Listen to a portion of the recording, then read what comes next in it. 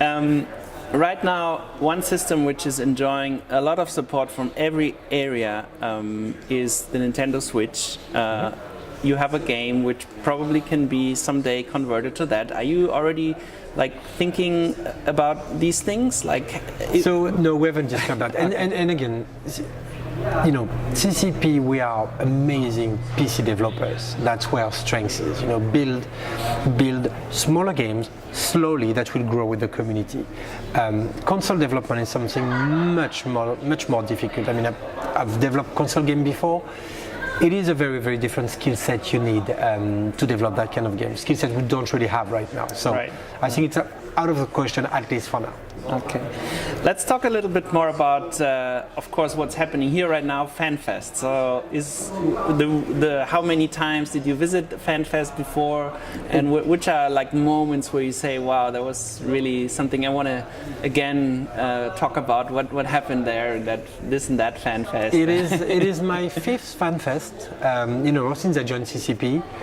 And honestly, every year is a new surprise. Every year, I mean, you know, CCP Guard, I mean, every year he got amazing surprise for all the people coming in. And for me, when I joined CCP, it was something very important. Fanfest was part of it. I'd say every single new person coming at CCP, I always tell them, please come to Fanfest. You gotta see that. It's a once in a lifetime opportunity. Seeing people traveling, from all over the globe to talk to developers is, in my opinion, why we, pick that job. Being able to be with the people, to be able to make them happy, to work with them on making the whole thing better. I mean, I invite anybody, even not huge, big EVE players, to come in and to take a look at the passion of these people. Honestly, it's amazing. And if the mobile game is a success, probably we'll have much more new people coming in the upcoming years. I can't wait for that. That's all I can hope. Yeah. I read on your LinkedIn page that you also, one of your projects you do a part is the Otaku Social Club in Paris. So what exactly is that? Yeah, CCP was nice enough to let me do that on the side. Basically, a bunch of friends and I, all video game industry veterans, we had a dream one day of, what would have been, we're old now, so we don't go out much, we have families, we have kids. And the dream was, when we're 20, what are the kind of places where we would have loved to go out to meet friends? And so basically we came up with the idea of an esports bar that we opened in Paris a year ago now. That's working really, really well. We're working with a lot of studios in Paris, where basically it's becoming the hub for the esports community and for the game development community in Paris. Mm-hmm. We have events on a weekly basis where people come and chat about, video games, indie developers coming in, trying to find contracts and support from other people. And it's honestly, it's a dream for me. It's a dream come true. It's something that I've wanted to do for years, and it works really well. People are really enjoying themselves there. So you said it's a bar, so probably you also have gamified drinks or something like that you can talk about? So yeah, I mean, obviously we have all the whole bunch of cocktails around video games, but not only. Can you give some examples? So we have a Zelda. We have the 1-Up cocktail, which is a shot. I should not be talking about alcohol on camera. Okay, we'll cut that then. But still, you can talk about it.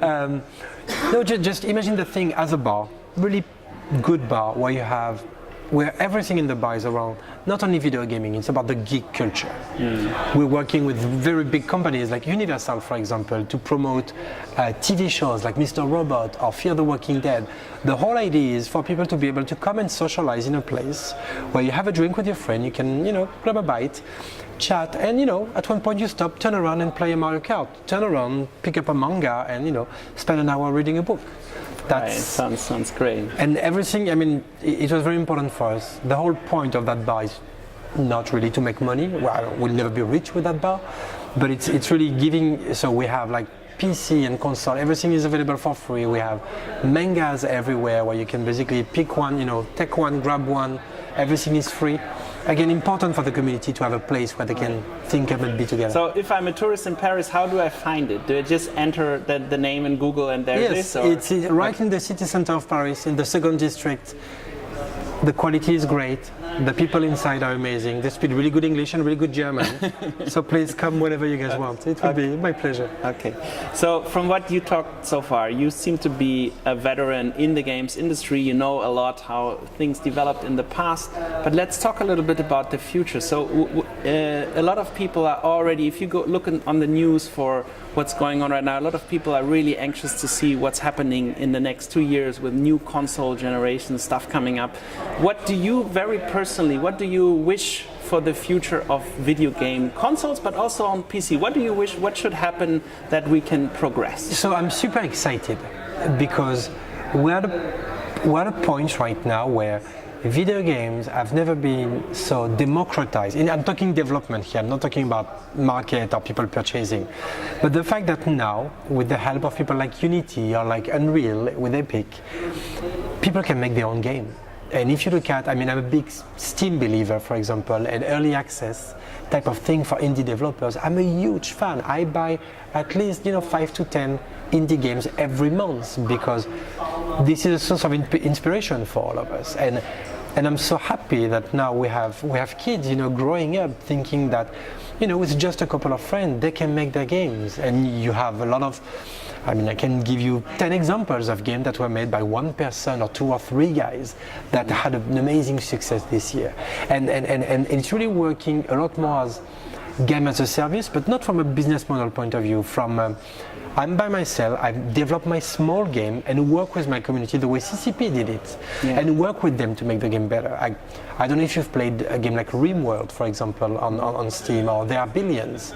Yeah. These are small games, small in terms of scale, in terms of times of development, made by a smaller team than huge 200 people crunching for 2 years, and they are super high quality game and very innovative, and they have something that you've never seen before. Yeah. And I find that super refreshing. But to look more in the future, like where are we? How are we playing games in like 5 years? What do you think? Is everybody like wearing an augmented reality glasses, or where's that going? What do you personally think? So could happen. We know the first VR market was not there yet. The try was great, from Oculus, from Sony with the PSVR, from Samsung with the Samsung Gear VR, or Google. We're gonna get there. We still have a little bit of tech development to be done because it's still, really clunky and pretty big, and you're sweaty, and you can get a little bit sick if you're not used to it. So we're gonna get there. I think AR is coming.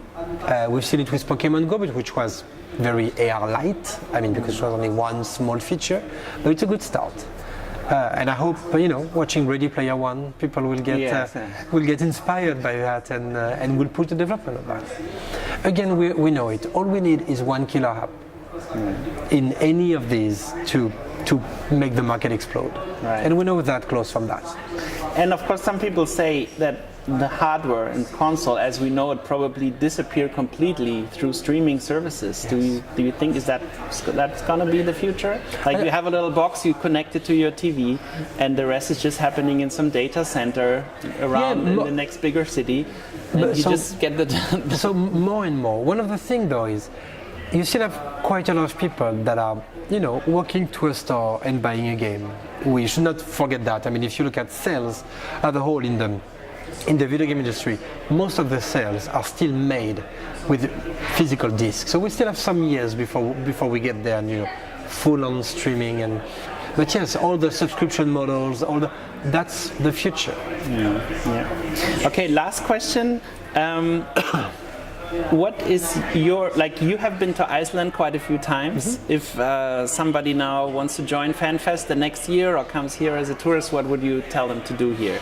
So your special tips for Iceland. The touristic stuff.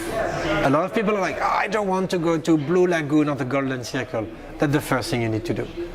Honestly, it is the first thing you need to do. It's touristic, but it's so different. It's things if you've never been to Iceland before, you've never seen in your life. Going like 2 or 3 hours away from Reyjkavik and seeing Northern Lights, being able to see geysers or like amazing waterfalls.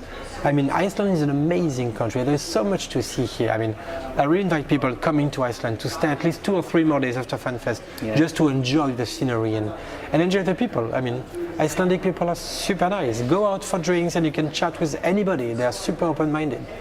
And I came here. I've been at CP for 5 years now, and I came here at least 30 times. And I had the chance to make a lot of really good friends here. Yeah. Great.